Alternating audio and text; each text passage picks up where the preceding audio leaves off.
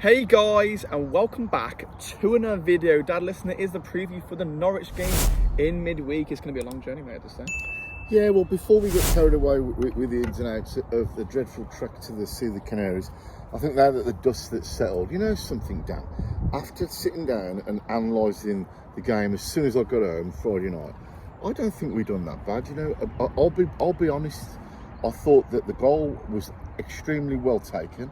I think it was definitely against the run of play. I couldn't tell you the last time I've seen the Albion score a goal like that. I thought overall, were we the better team? I don't think we were. I think was a point a fair reflection? I don't think it was. I think that normally my biggest criticism of the lads would be that when they come off the pitch that you can always dig one or two out and you can say that they didn't try or they lacked commitment or passion. I think this time round, I just think that we were beaten by yet again another sucker punch. We weren't beaten. Oh, sorry. No. Well, you know what I mean. Yeah, I know we weren't beaten, but we were beaten by the sucker punch that levelled it up. I mean, if we don't get out of the habit of stopping these last minute goals, we're going to be in deep waters. I mean, there was no need for him to cross the ball. We could have stopped that. But don't forget, I think that when you look at the interview that Mason gave after the game, his heart's in it. He's passionate about it. He's committed. He's probably too emotional. But listen, very, very beginning of the season, if you tell me we are where we are now, I'm happy. I see a lot of positives rather than negatives. Yeah, there is a lot of more positives than negatives, and I think I would agree with that. I think someone put brilliant comment down below on screen now. I think it was the fact that Albion performed really well, and what we didn't get the result. The football's so much better than what we used to see, isn't it? Yeah, I think the style of play is very, very pleasing on the eye, and it's a pleasure to watch because, I mean, I've gone through some of our old vlogs, and when you think of some of the team performances that have warranted us saying you're not fit to wear the shirt, for me, it's all I've ever wanted, and they are. You can see they're being coached in a different way of playing, and I think it looks really, really good.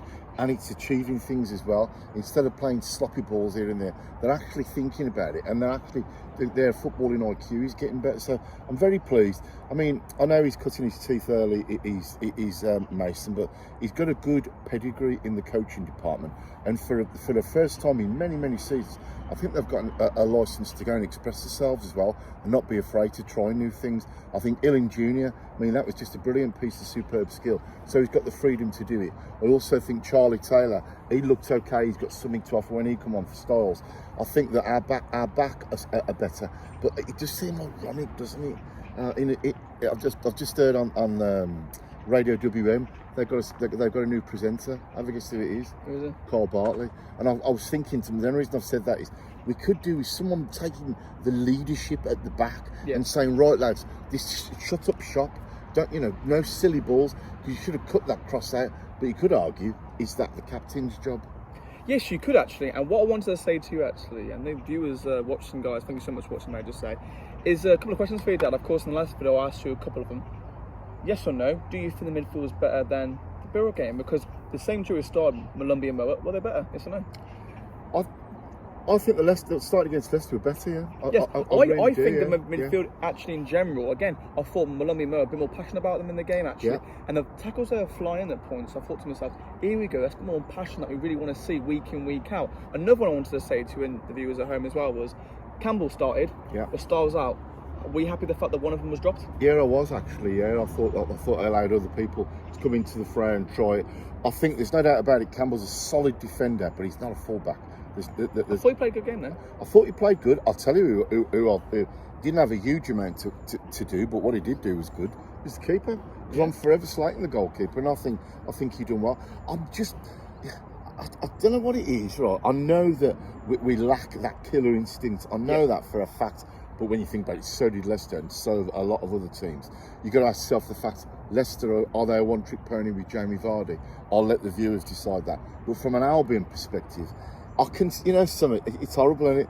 When I've said on previous videos, if you wanted anybody to have the ball right by the net and just tap it in, it would be Maja. And what happens? He has a glorious opportunity.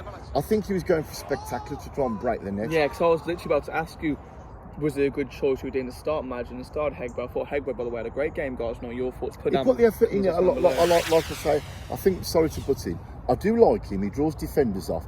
But he's not. He ain't got that killer instinct as a poacher, has he? No, I think he tested the keeper one opportunity, which to be fair was a great effort. And I thought the link-up play for the goal itself was really, really good. I think that's the reason why he plays week in, week out, is basically because of that link-up play.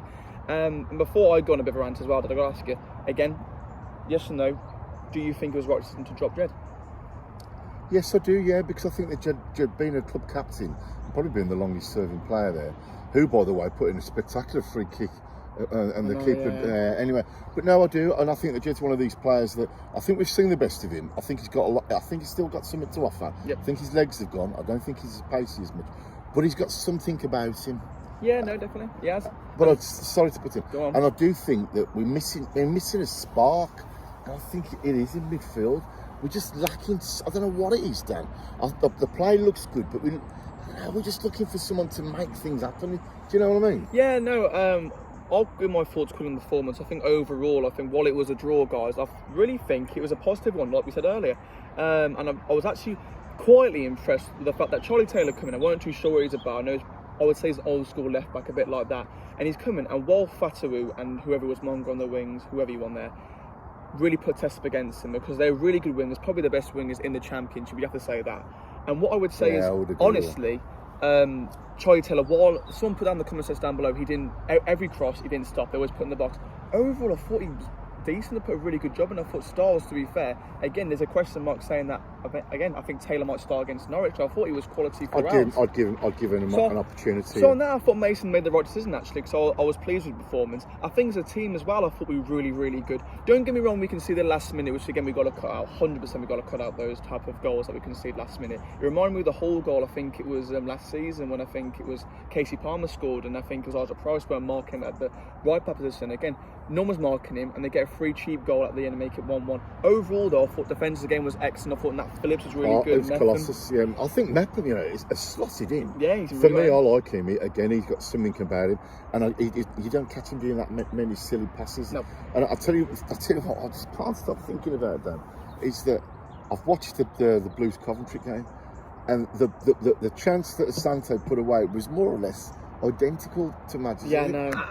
We'll come on to that in a minute, but what I would say is the thing that Albion have done against Leicester that we don't normally do is, and I've said it so many times this season, we've got to do more of it. Let's play for the middle. We play for the middle, 100%. and they've cut them open so many 100%. times, especially on the counter attack. We look more threatening inside the punch just because of how good we were at running forward, taking the ball, going past the man, and then taking the defenders a bit more. Because I think overall the game was so open, and that's what we needed. But then, of course, the reverse point is when the teams are sitting back against us, especially away from home. Yeah. That's where I think we're going to struggle. Yeah, I do as well. I think that they're going to have this mental situation now, whereby the mentality is, it hit 90 minutes. Oh no, it's going to be panic stations. So I think they will get rid of it.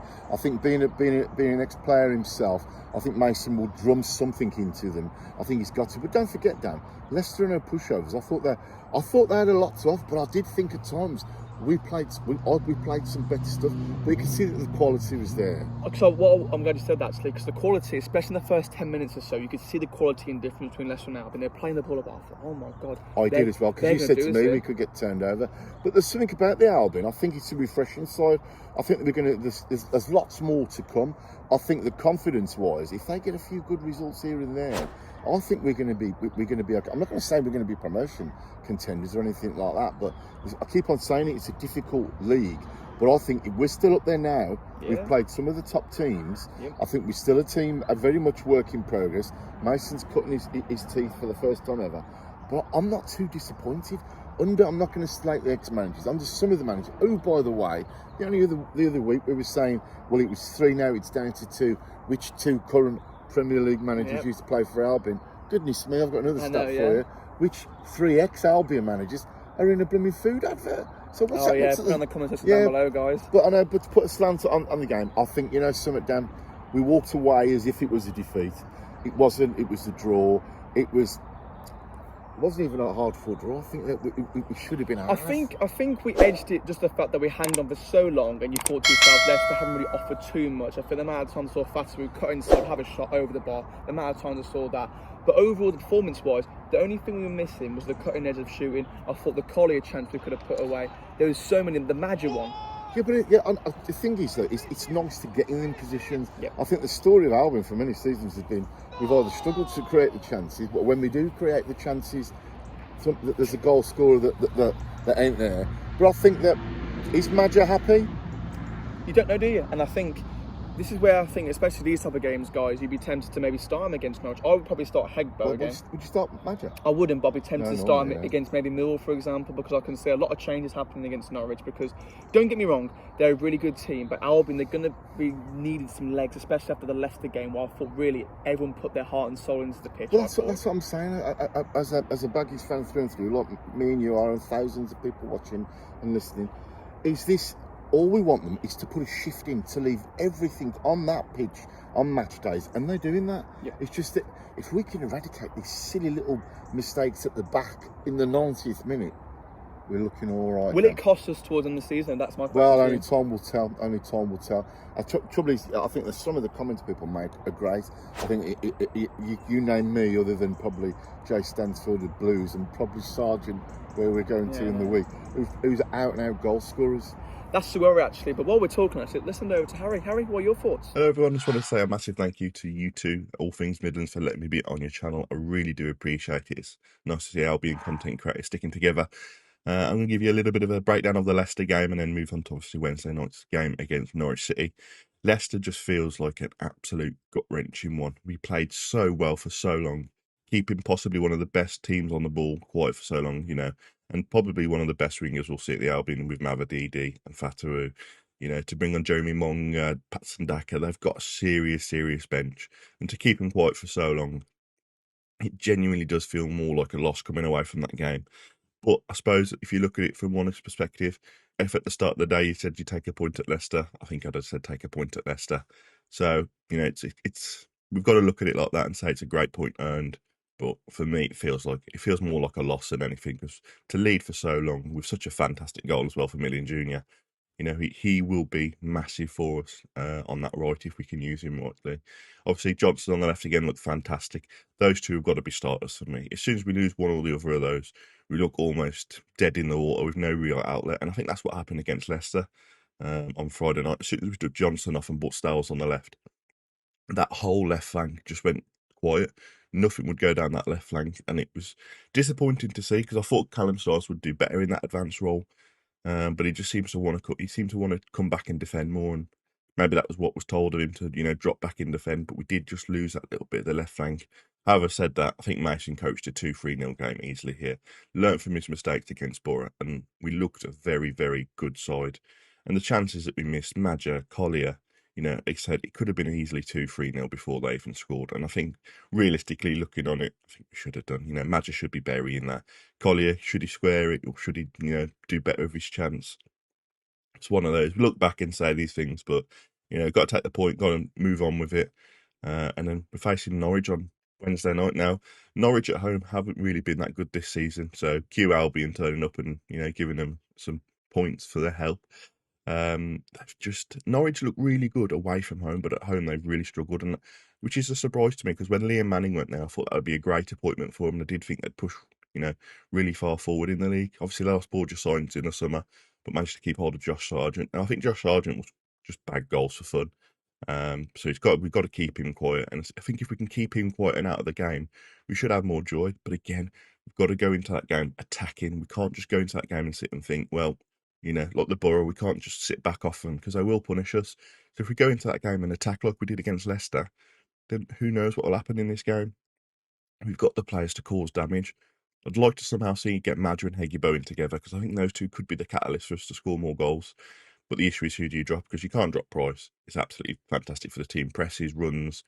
Johnston and Ilin Jr. again. Johnston, as soon as you drop him, we look weak on that left side. Ilin Jr. looked fantastic on the right, even though he is predominantly a left footer.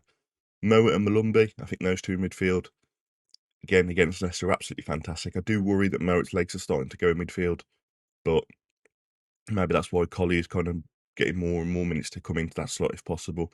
Charlie Taylor did well. He did get skinned a fair few times, but I don't think anybody will against that. You know, that winger would just take anybody on for fun, so he did it really well. Campbell, he's very good at the defensive duties, but going forward he lacks. So maybe do we bring Gilchrist in at right back? The two centre backs, I wouldn't change it all. Phillips and Mepham are absolutely fantastic for this league, and I do think once we find that right balance of defence and attack, I do think we'll be an absolute menace to this league. And I do think at the end of the season we'll be in and around the playoffs. But Canaries on Wednesday night, I think it'll be a good game. I'm going to go 2-1 to the Albion. Let's see how we get on. And thank you very much, everybody, for having me on the channel. See you then. Thanks a million, Harry. I think it's a great contribution that you've made there. Very much. When we always appreciate it. Plus, if you'd like to keep it clean on my ad, do some contributions. And make sure as well, guys, to subscribe to Harry's channel down below. It's brilliant. Absolutely, brilliant, yeah, please do. And plus, you know, I've got to get something off my chest. Go on. I'm still amazed at the people who come up to us. So pleasant, nice comments. Please keep it coming, guys, because you know it makes it worthwhile. If you can like, and if you haven't already subscribed, please do so. Because you know what, we just want to do the very best we can for the Albion and for the fans. So listen, come on, my back has only just recovered from Borough, and we're off to the Carrow Road. I know, yeah. And I said to you actually before the amount of days I'm having to take off work. I said to you before the what's it called? Like so many others. Oh, 100%. Before the Leicester game. Do not get me PRSS. Where can I just look? Where were you before the game? What were I'm not commenting. Go on. I'll carry on. What I would say is this month is so massive for away games. We've got Ipswich coming up. We've got Millwall coming up away. We've got Watford midweek. We've got Norwich midweek. I think it's at the next 5 games, 4 of them away from home.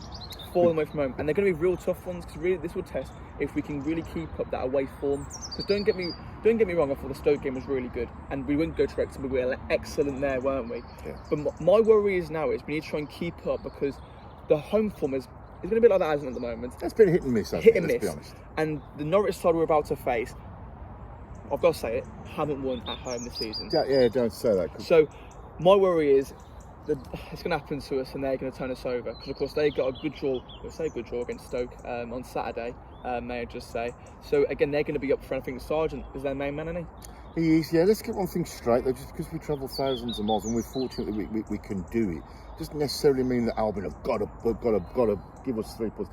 I keep on saying, I don't mind if we get beat and we've tried. Yep. I think we're going to surprise. I think we're going to be surprised this season. I think we are going to come good. We are going to click. Because I think in Mason, he's totally committed. And he doesn't seem like one of these blokes who just goes through the motions. No, he doesn't. I'm pleased with what I see. I mean, I wish we could get Maja back to how he was. But listen, I think, as I said again in previous videos, I think the goals are going to come spread out throughout the team. I think that if you're going to nail me to the mast... Go on then. And the goal scorers, please. I think we are going to come on the end of a wrong result, and it's going to be 2-1, and it's going to be deja vu all over again. Somebody popping up, it'll be that dreadful Sargent in the 93rd minute, and we travel home and we don't speak. But you know something, Dan, as long as they put the effort in, because I can see good things coming ahead, but then the worry is we haven't got very little rest between the Wednesday and the Saturday for the Millwall.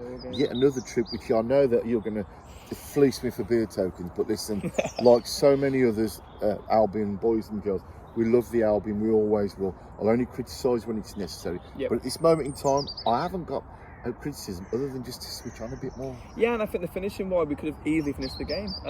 What I was saying comes to Norwich is I think my prediction as well, we don't normally tend to do too well at Norwich, may I just say, guys. I think the last one was probably the Harvey Barnes goal. When we went 3-1, I think it was back in all. Yeah, but whatever happens, we've got to support the lads. Oh, 100%. We're not glory hunters. I'm going to go for a 1-1 draw. I'll be honest with you. I'm not too confident about it, just because, again, we never seem to do well these places like Norwich and the Riverside with Borough. I would agree with that. Perhaps I don't like travelling. But one thing I've got to ask you guys and you, Dad, is team-wise, do you change? But who do you change, or if you do change? I think I would start with the same team that started against Leicester. I'd probably make some changes, to be honest. Especially for I would bring in maybe Collier for some legs. Okay. Bring in Collier for some legs. Yeah. And I think I'd start Inning Jr. I wouldn't be surprised if maybe they integrate Jed.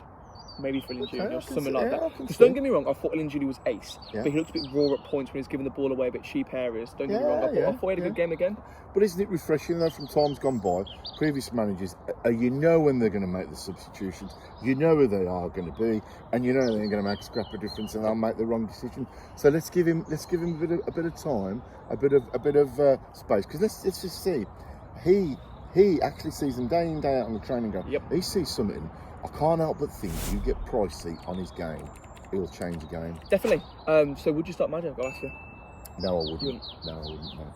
I'm hoping that the miss doesn't do his confidence in. I don't think it will. I think he's a top professional. I'll tell you he'll at the end of score. the day. I'll tell you 100% he'll score. Who? And Guarantee you owe me some money on this, so I'm going to double our money on that little wager that we had. And I am going for Hegenberg to score. Nunes. I am. I think the Norwich game will be made for him. And may I say, I think it was delightful what was done for Mark Townsend. 100%. And I know that we contributed heavily in the defibrillators, which I hope it all goes well. And there's more to come from us on that. So I hope that was okay. I also hope that Brett had a lovely birthday. 100%. And I hope that the Courtmaster General. So for me, Dad, up down, I'm happy. Of course, I'm gutted. I've come away from there Friday night. Oh no, I don't like Friday night games. It ruins the weekend for me. But 100% it does, doesn't it? Guys, make sure to put in the comment section down below. What is your score prediction for the Norwich game? Are you going? That is a real question. It's going to be a real tough test. Make sure to leave the comments in the comment section down below, especially the team as well. Would you change it about? I think it might have to, especially with some tough fixtures coming up, Dad. Yeah, actually, you know, I'll tell you what. Another one. I know it's probably a bit unfair. But I'm going to be a little bit controversial. Let us know your comments, what you feel, hand on heart, about Ryan Mason, because I think, you know, more we get behind him, I think he's going to come good. You reckon? Yeah, I do, yeah. Guys, thank you so much for watching this video as always. Again, leave a comment down below, like and subscribe. Dan, anything else to say? Yeah, have a good week, everybody. We'll do our best to bring some entertainment from Carrow Road. I'll make sure that he doesn't go on the PRSS too much. But all I'll say is, Dan, what time is it, mate? It's showtime!